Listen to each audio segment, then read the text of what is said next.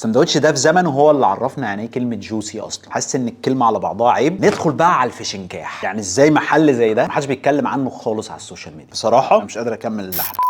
يا مساء المانجا على كل المانجوز. الحلقه دي هنجرب ماي كوين. دي تعتبر حلقه جديده من السلسله اللي احنا بدأناها قبل كده واللي سميناها الريمونتادا، واللي فكرتها ببساطه ان احنا بنجيب مطاعم قديمه كنا بناكل منها زمان واختفت مره واحده، ومش عارفين هي اختفت عشان جودتهم قلت ولا عشان الترندات والسوشيال ميديا زقتها لتحت. يلا بينا نشوف جايبين ايه معانا النهارده. جايبين شويه سندوتشات، شويه اطباق ووجبات. يلا بينا نبدا على طول. هنبدا اول حاجه بسندوتش شاورما طيب جدا، هو بيبقى محطوط في الكايزر الشاورما المصري. ده شكل التغليف بتاعهم، التغليف اللي هو الورق البسيط خالص. ماي كوين على فكره من السلاسل اللي موجوده في مصر من سنه 1984. كنا زمان بنروح لهم فرع المهندسين، كان بيبقى عباره عن اتوبيس او عربيه كده. هو تقريبا موجود بنفس الشكل ده لحد دلوقتي. حاطينه من جوه بقى في ورق فويل. السندوتش اهو كايزرايه لطيفه خالص. هو طبعا السعر جري جامد جدا عن زمان. ده شكل السندوتش من جوه. في كميه لحمه لطيفه موجود بقى زي نعناع او جرجير، لسه هندوق ونعرف. طماطم، بصل، طحينه. في المنيو بتاعهم حاطين اوبشن ان انت لو عايزها من على السيخ على طول تقريبا بقى من غير الحبشتكنات او الحاجات اللي موجوده معاها دي، بتزود سعر معين. الشاورما المصري دي ليها عشاقها. في كام حد كده هم اللي كانوا مقفلين اللعبه فيها. كان اولهم سمسمه ونعمه. ماي كوين كان المفروض بيحاول، بس السندوتش معاه ده لطيف جدا. اللحمه حلوه، فيها كميه دهون طبعا بس مش كميه رهيبه يعني. في لمحه نعناع لطيفه. في ناس ما بتحبش فكره النعناع مع الشاورما، بس انا بالنسبه لي ماشي حلو. طماطم حلوه، الخلطه كلها على بعضها لطيفه. فسندوتش الشاورما من ماي كوين استك. هدخل لكم بقى على شويه سندوتشات كانت السيجنتشر بتاعتهم زمان، كانش ينفع تروح هناك ما تطلبهاش، زي مثلا البيكيني. ده سندوتش هوت دوج بيكيني، الحاجات البسيطه بس المميزه جدا، وفي مطاعم كبيره ما بتعملهاش دلوقتي. هو كاتب لي هنا، اي نعم هو كاتب بقلم بيك ازرق، بس المهم ان هو حقق لي اللي انا عايزه، ان انا ما توهش في السندوتشات. فكره بقى البيكيني بتكون عباره عن سوسيس او هوت دوج متقطع، وموجود بقى معاه خلطه، طماطم، فلفل. السندوتش ده في زمنه هو اللي عرفنا يعني ايه كلمه جوسي اصلا. قول لي بقى في اي حاجه جوسي بتاكلها كده اليومين دول؟ كميه سوسيس محترمه جدا، بصل، فلفل، طماطم، والارضيه بتبقى مايونيز بقى. خطير. السندوتش ده لطيف جدا. البيكيني بقى سبايسي سنه، لقطتي معاه بس ان البصل كتير شويه، بس الخلطه على بعضها، الهوت دوج مع الفلفل مع الطماطم مع كل الحاجات دي كده مع بعضها، استك الاستك. اما البدايه حلوه اهي. امال انت رحت فين يا ماي كوين؟ ندخل على سندوتش تاني من السندوتشات الطيبه، برجر بدون اي اختراعات او اي اضافات. هنا بقى قطعه برجر محترمه مدملكه جدا ومحمله، محطوط عليها بقى جبنه مش شريحه. انا كنت متخيل ان هي تبقى شريحه الجبنه، طلع جبنه زي صوص جبنه كده، عليها مايونيز وعليها خس. وفي البرجر عندهم اختيارين، ممكن تجيب برجر عادي، ممكن تجيب البرجر اللي هم بيعملوه بيكون لحم صافي بناء على كلامهم يعني، وسعره بيبقى اغلى شويه.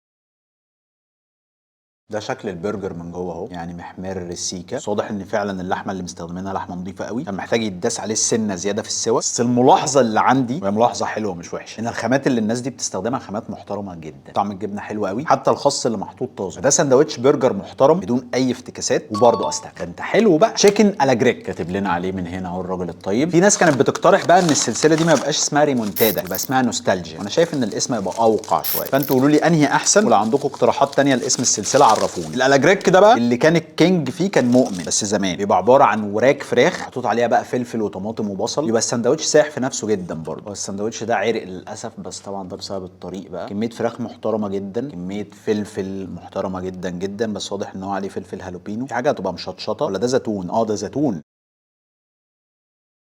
وانا مستغرب ان كل حاجه ماشيه كده الصراحه، بس فعلا الحاجات طعمها حلو قوي. السندوتش ده الفراخ طعمها حلو، في زحمه من جوه، بصل كتير شويتين، وجود الزيتون مش مفهوم خالص، مدي سنه مراره كده مش مفهومه. الزيتون ده لو مش موجود السندوتش ده كان يبقى فوق السحاب. تشيكن الا جريك حلو، بس ما جيبوش تاني لو الزيتون لسه موجود، فبالنسبه لي جلا. اخر حاجه معانا في السندوتشات تشيكن فاهيتا. هنا بقى الفاهيتا يعني نفس الشكل اللي فات شويه، قريب منه، بس هنا اللي زايد ان هو حاطط فلفل الوان بقى، محطوط شويه مايونيز زياده، بصل اقل، مفيش زيتون. ممكن يكون السندوتش ده اللي انا عايزه اصلا. هنا بقى الخلطه او تتبيله الفراخ مختلفه عن الالاجراك، تتبيله وصوص مختلفين كده، طعمها حلو قوي. الفراخ ما فيهاش اي سنه زفاره ولا اي حاجه، فبالنسبه لي الفاهيتا الفراخ عجبني اكتر بكتير من الالاجراك. تشيكن فاهيتا استك. ودي كانت النتيجه النهائيه للسندوتشات. ندخل بقى على الفشنكاح، والحقيقه انا ما عنديش فكره هو اسمه فشنكاح ولا ميشنكاح. في مطاعم بتسميه كده وفي مطاعم بتسميه كده، فاللي يعرف هو ليه اصلا اسمه كده وايه الاسم الصح فيهم يعرفني. كان من الناس اللي بتعمله برده كان مطعم اسمه فرح في جامعه الدول، ممكن نبقى نجيب منه مره. ده دي وجبه الفشنكاح، جاي لنا معاها بقى ايه، مناديل ومعلقه وبتاع، كيسين كاتشب، ده كده كل اللي جاي معاها. فيشنكاح ده اسمه فيشنكاح شخصي، حاسس ان الكلمه على بعضها عيب. يلا بقى نكتشف. مغلفينه من فوق بقى بايه، بستريتش كده، بعد كده طبق فويل. اوه ايه ده؟ هي كميه لطيفه. يا ترى الطعم هيبقى ايه بقى؟ شويه بطاطس حلوين، قطعه سمبوسه، صباعين ممبار، صباع كفته، قطعه كوبيبه، 2 شيش، 5 صوابع ورق عنب، شويه رز كتير، دي لحمه بوفتيك، وقطعه بانيه. لا الصراحه يعني على الكميه دي والسعر ده فالدنيا بخير. الطعم بقى هو اللي هيقفل اللعب. شويه بطاطس كده يا ابني، البطاطس بتاعتهم حلوه مش شاربه زيت، وده شيء لطيف ان هي تبقى بارده وحلوه، فده في حد ذاته شيء حلو قوي. ندوق الرز، منبهرين الرز كده، تحس ان هو ايه، لونه بني شويتين، عليه جزر تقريبا مدينه لمحه نعناع وقرفه. حاطين عليه حاجه مدياله سنه سكر كده مسكر، ورق العنب. طعم الرز اللي جوه ورق العنب هو الرز اللي احنا كلناه ده كده تقريبا. اللي جوه الرز ده نعناع. قطعتين شيش، ده حجم القطعه يعني.